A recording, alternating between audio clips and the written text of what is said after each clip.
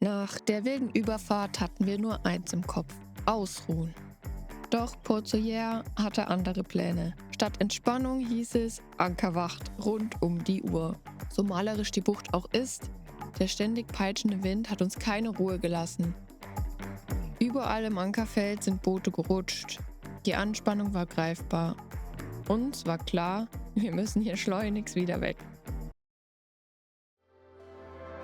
Wir befinden uns hier an der wilden Nordwestküste Mallorcas, um genau zu sein in Port Sawyer. 3 Wochen lang hat uns der Nordwind hier regelrecht gefangen gehalten. Doch heute öffnet sich endlich das ersehnte Wetterfenster. Wir nutzen die Chance, die Reise geht weiter. Versteht mich nicht falsch, der Ort ist traumhaft. Aber nach 3 Wochen kennt man jeden Stein. Wir müssen hier definitiv mal raus. Bevor es losgeht, taucht Dennis aber noch einmal ab. Das Unterwasserschiff braucht dringend eine kleine Abreibung.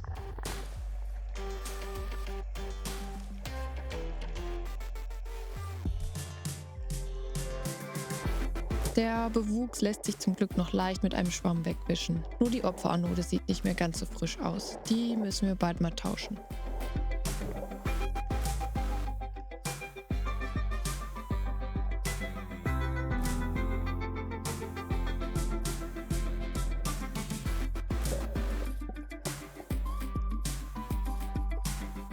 Das Gute an dem Job: man sieht direkt, dass was gemacht worden ist. Ein gutes Gefühl.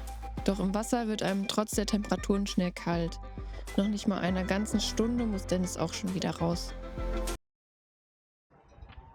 Ach ja, und diesmal machen wir das mit dem Reffen auch richtig. Erstmal reinwursteln, so wie es sich gehört.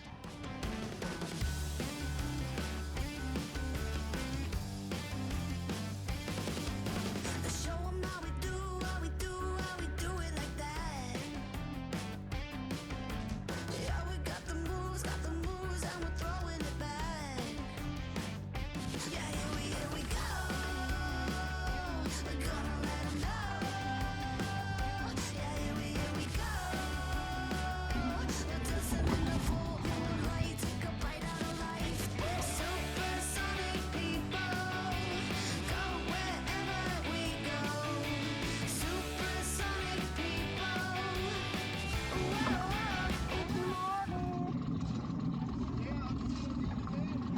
Wen? So leer. Ach so. Ja. Und dann gehen wir. Ja, Ja, kristallklar. immer dann, wenn wir gehen.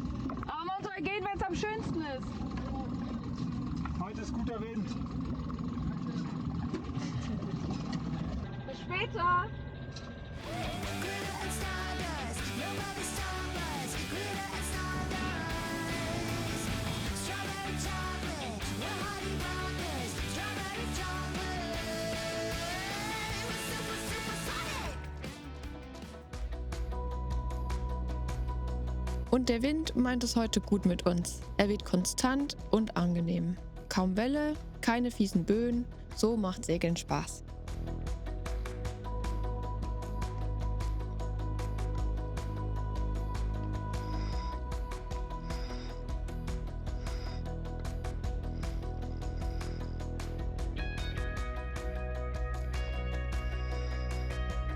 Um den Wind optimal zu nutzen, versuchen wir es mit Schmetterlingen. Aber wie das so ist, irgendwie verhakt sich natürlich wieder eine Leine.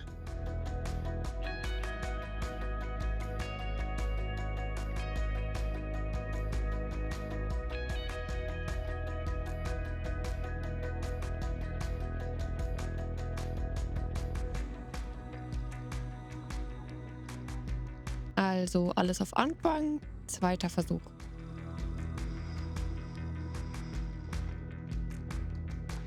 Und es hat geklappt.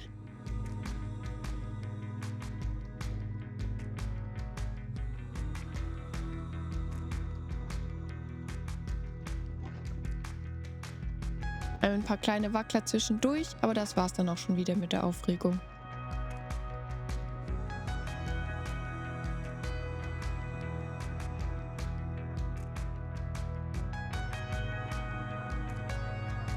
Und dann taucht plötzlich was am Horizont auf.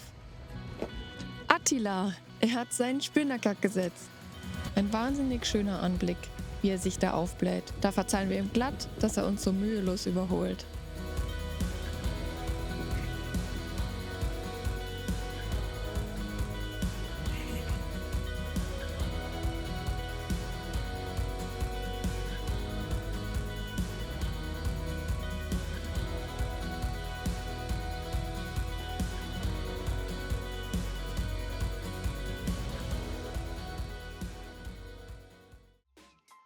Die Navi läuft super, der Rückenwind schiebt uns vor sich her und durch den angenehmen Wellengang klappt das mit dem Schmetterling weiterhin ziemlich gut. Wir wechseln uns regelmäßig am Steuer ab. Die Windfahne lassen wir heute mal aus, weil wir den balearischen Winden nicht ganz trauen. Da ist Handarbeit einfach sicherer.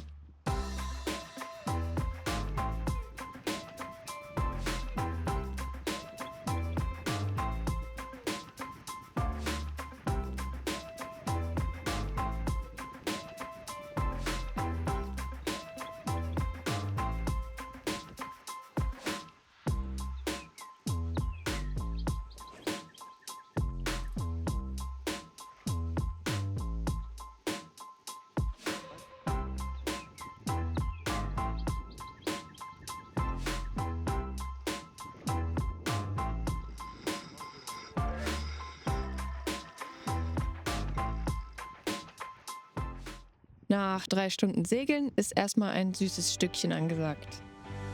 Das haben wir uns in weißer Voraussicht noch beim Bäcker in Port Saïd geholt. Yummy!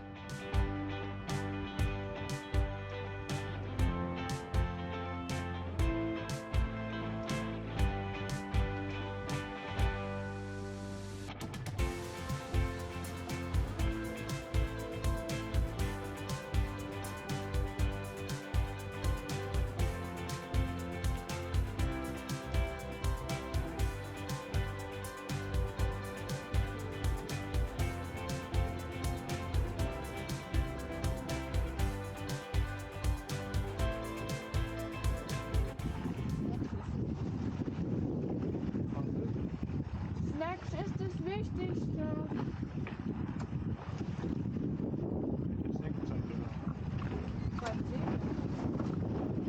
Tja, so ist das eben an Bord. Man muss Prioritäten setzen.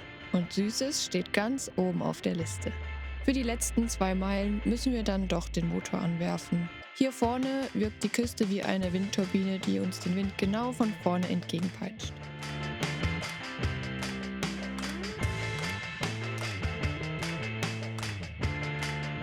Auch im Ankerfeld bleibt es unruhig. Durch den aufgewühlten Sand sieht man den Boden kaum, aber hey, dafür haben wir hier endlich mal richtig viel Platz zum Nachbarn.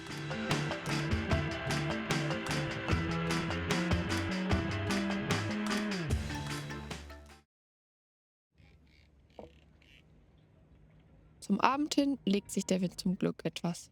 Und der nächste Morgen hält direkt das nächste Highlight bereit. Wir durften live von unserem Boot zuschauen, wie eins der mallorquinischen Löschflugzeuge abhebt. Wahnsinn, so ein Anblick ist schon etwas Seltenes.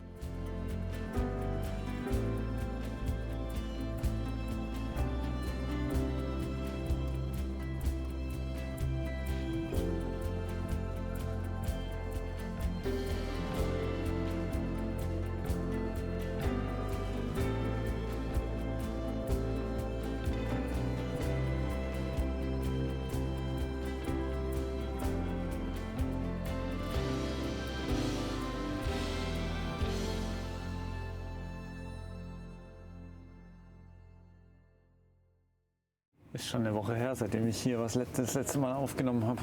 Uns ist ein kleines Missgeschick passiert. Wir haben fast keinen Strom mehr gehabt. Und deswegen gab es so einen kleinen Rattenschwanz. Sowohl YouTube-Videos konnte ich nicht bearbeiten, als auch neue Sachen aufnehmen, weil alle Karten voll waren. Ja, kurz zusammengefasst, wie unsere letzte Woche war. Wir haben nochmal 2 Tage Sturm gehabt, beziehungsweise Starkwind. Und Doro ist dann auf die Idee gekommen, okay, lass doch einfach in den Hafen gehen. Jetzt sind wir im Hafen.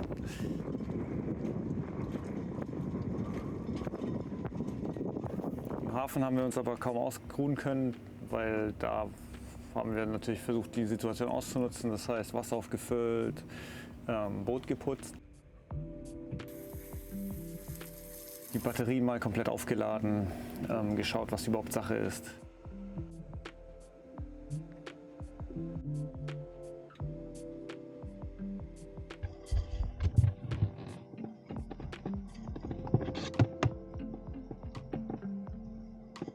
Naja, und dann so Kleinigkeiten wie Müll weggebracht, Vorräte aufgefüllt und.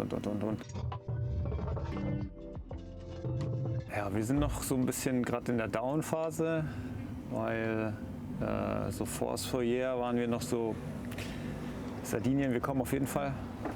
Windfahne funktioniert, Wetter hat auch bisher immer richtig geil gepasst und dann los geht's rüber. Jetzt sind wir gerade eher so, der Nordwind von Mallorca setzt uns doch schon sehr zu. Ob es ein gutes Wetterfenster nach Sardinien gibt, wissen wir nicht. Wir hätten auch relativ wenig Zeit. Wir haben jetzt nämlich noch 2 Wochen, dann kommen Freunde von uns. Naja, bei unserem PWM, ich glaube PWM heißt es. Das ist so der Billo-Bruder von MPPT-Regler, also der Solarumwandler, der unseren Solarstrom in Batteriestrom umwandelt und einspeist. Der hat nicht so eine gute Übersichtsskala über die Batteriekapazität. Und ich habe das komplett unterschätzt. Ich habe den Laptop praktisch nonstop laufen lassen. Das war auch unser größter Stromfresser hier. Und die ganzen Geräte, die aufgeladen werden müssen, haben auch noch Strom gefressen. Und wir sind halt immer weiter runtergegangen. Jetzt sind wir am Überlegen, ob wir das gegen einen MPPT-Wechsler tauschen. Der soll anscheinend besser und effizienter den Strom umwandeln. Und dann würden wir vielleicht noch eine größere Ausbeute haben. Das würde uns wahrscheinlich helfen. Kostenpunkt ist aktuell, was wir so recherchiert haben, zwischen 80 und 200 Euro. Da ist die Preisdifferenz zwischen Internet bestellen, nur Frage wohin und wo wir da sind, zu hier vor Ort gucken, die es auch bestellen müssen, aber natürlich ewig viel noch drauf klatschen. Naja, 2 Tage waren wir jetzt im Port. Unten blende ich den Preis ein, weil ich ihn noch nicht bezahlt habe. Und dann gehen wir wieder raus aufs Ankerfeld und gucken uns mal an, wie es da läuft.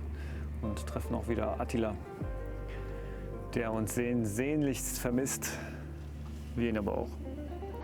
Wir nutzen die Zeit für etwas Meal Prep und kochen Nudeln vor. Aber schaut euch mal das Kajak an. Da es so lange im Wasser lag, hat es sein ganz eigenes Ökosystem entwickelt. Das Zeug ist definitiv hartnäckiger als das vom Unterwasserschiff. Nach etwa nur 15 Mal Schrubben sieht das Kajak fast wie neu aus.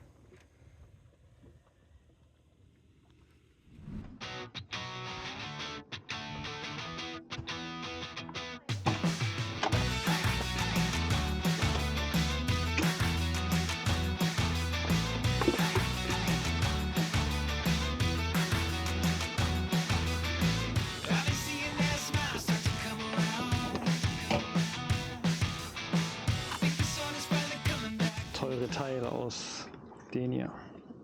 Gelohnt. Ne, die hatten hier auch eins für Pfand gegeben. Hat sich bisher noch gar nicht gelohnt.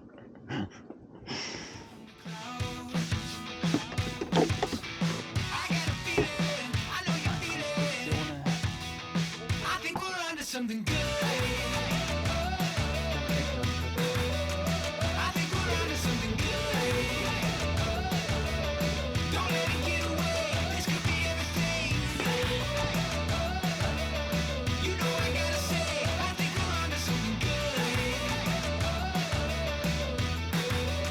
I think we're onto something good.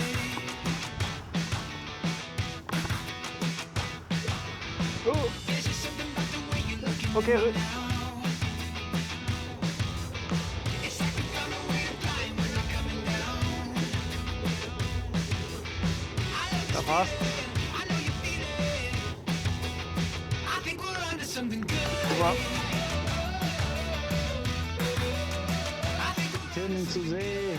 Du hast den Schein 1, 2, 3 Und 6. und 6.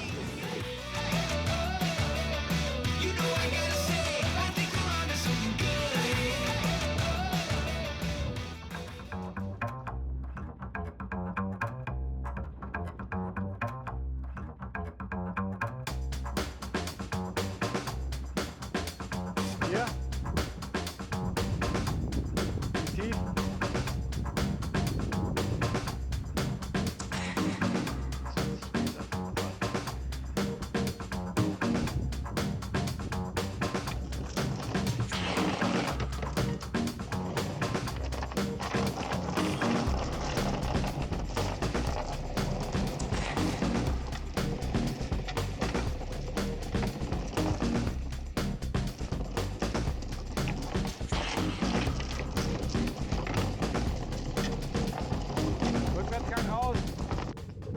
Das ist, weil genau das nicht passieren soll.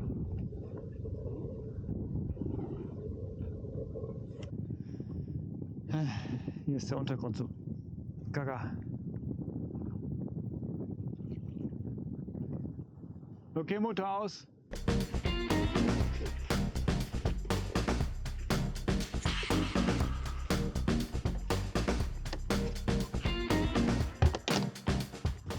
Zeit, sich nach drinnen zu verpieseln.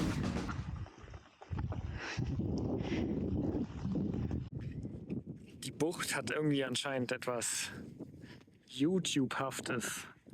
Denn hier liegen anscheinend nicht nur die berühmtesten YouTuberinnen im Segel YouTube Deutschlands, sondern da hinten liegt auch die Segelyacht Brutti. Brutti? Brutti?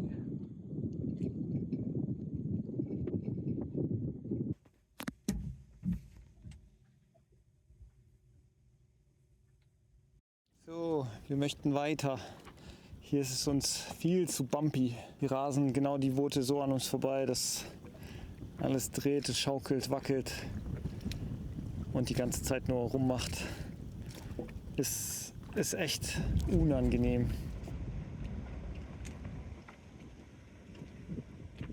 Ich habe gestern noch den Jörg von der Brutti kennengelernt. Sehr, sehr sympathisches Kerlchen auf jeden Fall. Ich verlinke mal den Kanal von ihnen irgendwo unten. Wir wollen jetzt weiter zur nächsten Bucht.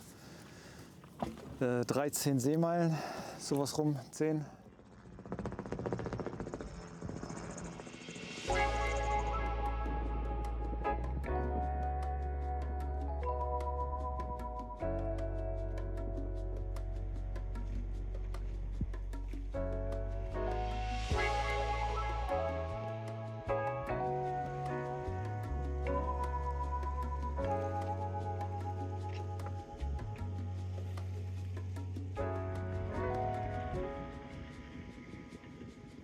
Kurs auf das nächste Abenteuer. Wohin es uns als nächstes verschlägt?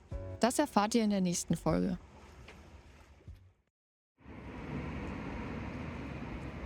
Die sehen aus wie auch die Hafenfische.